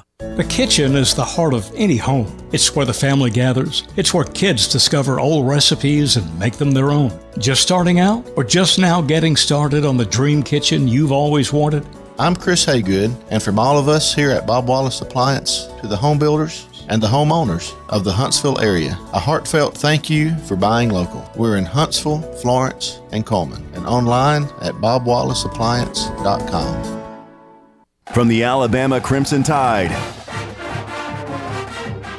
to the Atlanta Braves, we are 97.7 ESPN The Zone.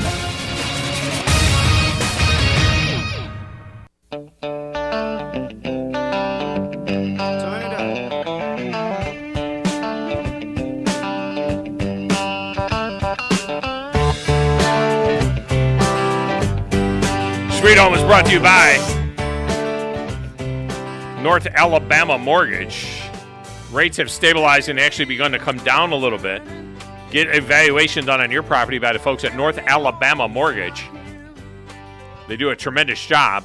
Brian Hammaker and his team, they treat you like family. Just go to NorthAlabamaMortgage.com and learn more and order your valuation. To this issue of, Kirby's running college football right now. I'm just going to give you raw data. In the playoff era, all right, this is raw data. In the playoff era, Georgia is now 2-1 in national championship games. Clemson is 2-2. Remember, Clemson won 2 national championships in 3 years. After 2016 season, 2018 season, Clemson won those national championships. And everybody was like, Dabo's running college football now. In the playoff era, Alabama has been to 6 of the 8 national championships. Alabama is 3-3. They're 3-3. I'm not talking about in the history of the world. I'm talking about in 8 years. They're 3-3. And they won 3 right before that. So let's just pump the brakes on who's running college football. We have several great teams. Right now, Georgia is on an unprecedented run. They're on a phenomenal run. But they're 2-1 in the playoff era. They're 2-1 since Kirby took over. Alabama is also 2-2 since Kirby took over. So it's okay to have more than one great team, and there are several of them out there. All right, Paul Feinbaum's coming up next to tell you why Alabama is dead on 97.7 ESPN The Zone. Chapman Commercial Realty, your source for Alabama commercial real estate. Chapman Commercial Realty has